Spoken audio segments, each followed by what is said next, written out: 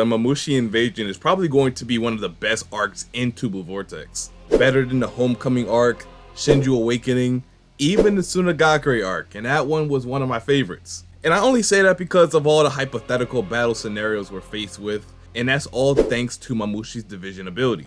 In this next arc, we're going to see numerous of fights. Almost everyone is going to have to work together to keep Konoha and Ada safe. But one battle is going to be a cut above the rest, and that's what we're going to be talking about today. So it's not a secret to say in chapter 28, we're about to be greeted with straight action from start to finish. Yes, I know. It's been a while. I'm pretty sure you all are action deprived by now. Too much talking these past few chapters, I know.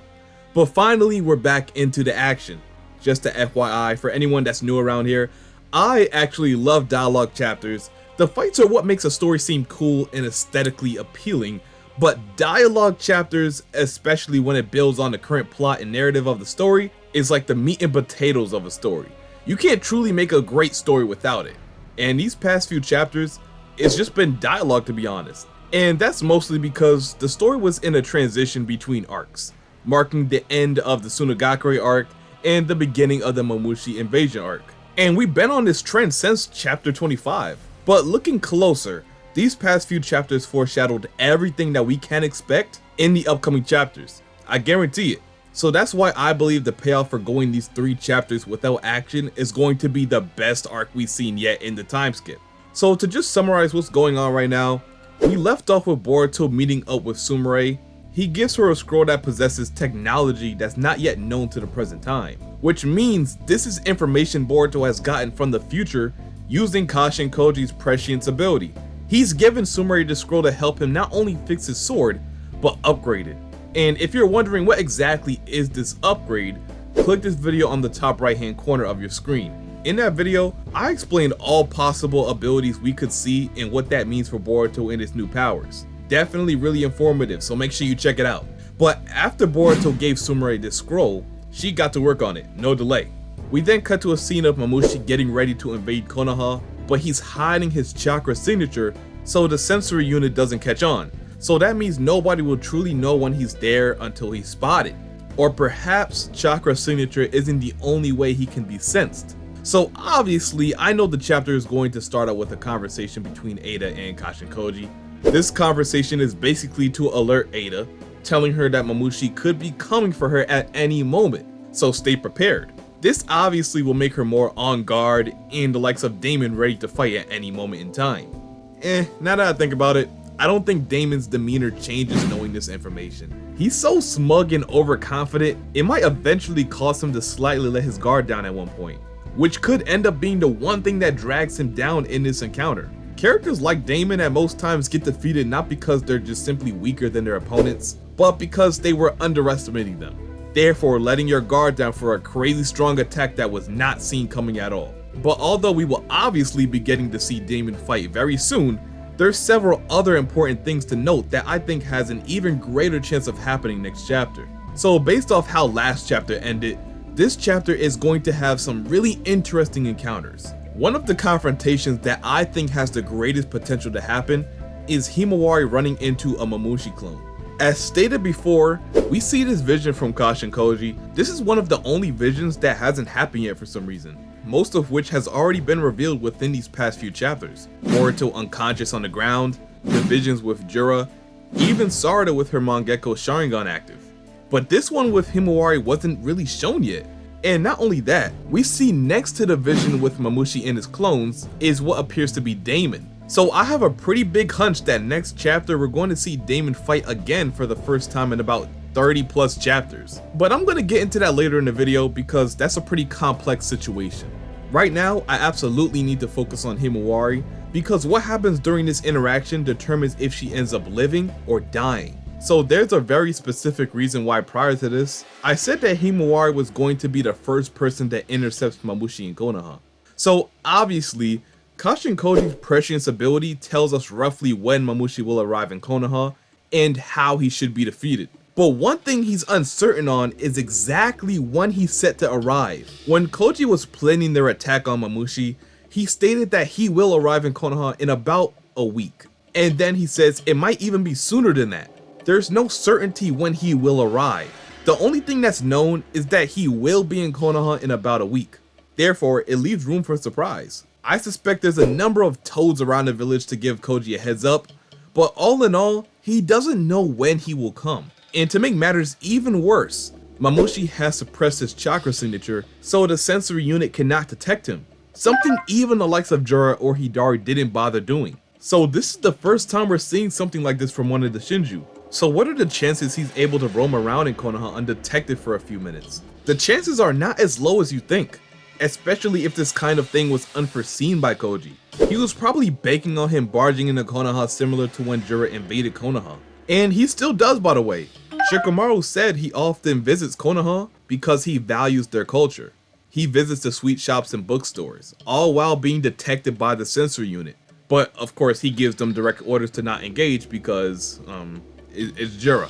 One thing we gotta realize is that Mamushi is a bit more developed than the likes of Hidari. If it was Hidari invading Konoha, he wouldn't think twice about the sensory unit. It's simply because he's not as deep in his evolution state as the rest of the shinju. And he doesn't fail to show us that whenever he gets the opportunity. Mamushi is aware of the possibility of being detected as he enters Konoha.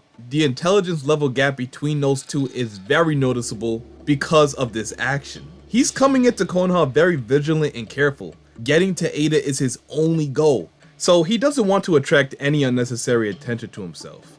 And that's not the only reason he doesn't want to be detected. As Kashin Koji stated, he's not going to cause trouble if not needed because he frowns upon running amok in the village. He knows how much Jura loves the village, so to destroy it seems like a big smack in the face to Jura.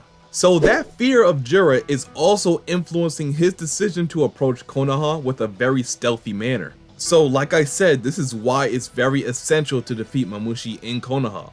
It keeps his destructive nature to a minimum, and if the plan is executed correctly, this fight can be considerably easier than expected.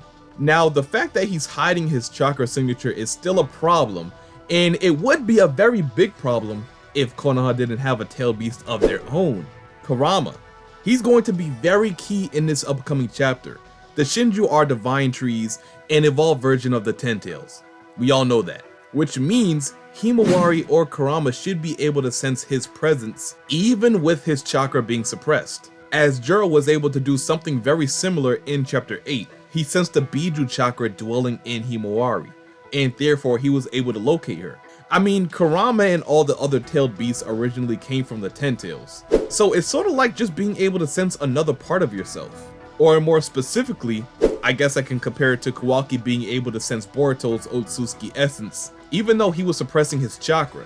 So even if he was able to fool the sensory unit, he will never fool Kawaki because they are both Otsutsuki. Now getting back on track, this is where this vision stemmed from. Kurama is going to inform Himawari that he senses a similar chakra signature to the day when she fought Jura. And then things will start to take action. We was able to see Himawari doing some type of training with Kurama to better her chakra control. The reason Ikimoto showed us this was so he could hint to us that she's working on something with Kurama to showcase in her next battle. So this scene was to tell us that she's not only going to be a heavy focal point in the upcoming chapters, but also that she's gotten stronger. With the synchronization between her and Kurama being better, she's able to do things that she couldn't do during her fight with Jura. So after this heavily suspenseful beginning of the chapter, we'll move to where Himawari runs into Mamushi and Konoha. And this is where it starts, the bridge in the timeline. Here is where fate decides whether she lives or dies. I suspect Himawari to give Mamushi a bit of resistance at first. I don't think she'll start off fighting Mamushi clones. I think she'll run into only one of the clones. The purpose of him cloning so early was for him to split up and cover more ground in order to find Ada in the general area. So with only 5 clones, that's enough clones to cover a lot of ground and not lose too much intelligence to the point where he's fighting like a wild animal. So mind you, that makes him even more dangerous and powerful. As someone who is not only able to pressure Boruto enough to put him on the defensive, but brush off a point blank attack from him like it was nothing, Mamushi is pretty strong, and durable at that. If Himawari's not ready, she could find herself being overwhelmed pretty easily. But like I said, I think her problems will begin to show once Mamushi starts to divide himself further. I'll give her the benefit of the doubt and say just off the pure strength of her and Kurama working together, she'll be able to defeat a few of the clones. But she doesn't know the most crucial thing about fighting Mamushi, destroying the Rinnegan of the clones so they can't clone again. If she doesn't do that, it'll be a never-ending wave of them constantly attacking you, wearing you down until you're too tired to defend yourself. And then, you guessed it, it's all over. So of course I think this will happen to Himawari. She will get pushed until her senses have become dulled, which in the original timeline will cause her to be killed here. But since Kashin Koji has made pretty good strides to keep her safe, this will end up being where the timeline shifts to a different outcome, because this is where Inojin comes in the picture to save Himawari. Now when they fight together, they're both going to be fighting against probably 4 to 5 of these clones, and this is where we see Inojin's new jutsu and why it was so important he learns this so quick. So meanwhile, while Inojin and Himawari fight with Mamushi, we're introduced to the second and even better part of the chapter, you know, depending on who you ask. Now this part is kind of tricky because it all depends on the pacing of the chapter. Ikimoto loves to leave us on cliffhangers. He does it damn near every chapter. And if you was to ask me if Damon vs Mamushi is cliffhanger worthy, it would be a strong yes. But there's also time for this to happen somewhere in the middle of the chapter. So there's 2 directions I can see the chapter going after Himawari gets saved by Inojin. So we can of course tune into Ada, because soon Mamushi is going to confront her. And of course Damon is going to have to protect her. But other than that, I see Kawaki getting his shot at Mamushi too. When I said there's going to be multiple fights in Konoha, I meant that. There's going to be numerous of clones because like Koji said, they're trying to aim around making him clone himself about 20 to 30 times. Therefore, he would be at the point where he lost the majority of his intelligence, so he starts fighting like a wild animal. So yes, eventually, Kawaki could get involved into the fight. Remember, he's going to be getting another buff on top of his already powerful abilities. So if this is the direction Ikimoto wants to go, then this can be done in a way that could bring the hype right back to Boruto's character. Let me explain. So Kawaki damn near forced Amato to give him more power to defeat the Shinju, more specifically Jura. He demanded more power even though there was a chance his body could shut down on him, you know, because of all the power output. So this is foreshadowing for something that is going to come into fruition sooner than you think. If we do see Kawaki's overwhelming power next chapter, it'll be short-lived because I do think his body will have a hard time adjusting to the massive power that he's wishing from Amato. Kawaki is yet again letting his deep desire to protect Naruto to cloud his judgment, making him a power-hungry monster in the process. The truth is, if he decides to fight now, his body will give out on him, causing a massive overheat of his body. Then boom, he's unable to fight. And with the majority of Kawaki's stats focused on offense, a lot of you said it too, he's a glass cannon. His durability isn't at the same level of his offense, which will cause him to be defeated much faster if he takes too much damage. So if he confronts Mamushi and his body gives out, he would need saving too, not just Himawari. And then just like Inojin coming to save Himawari, Boruto with his Karma Seal activated will come to save Kawaki. I feel like that could be a potential cliffhanger too.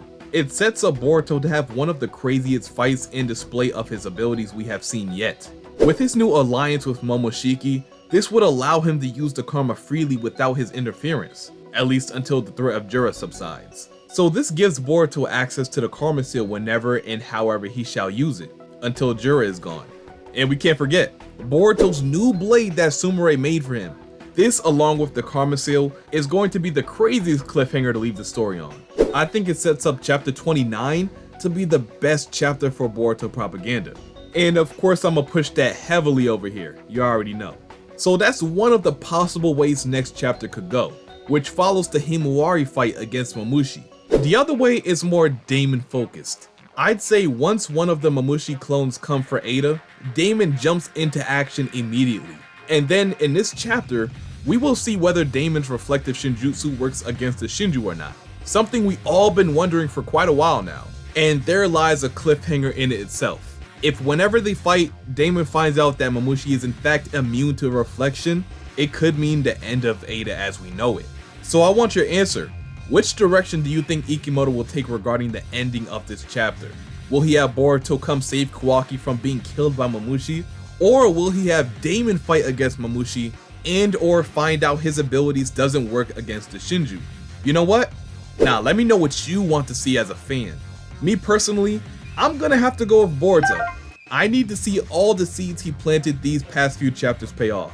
He's setting himself up to be several times stronger, and to see it pay off in real time would feed generations. So that's it as it pertains to chapter 28.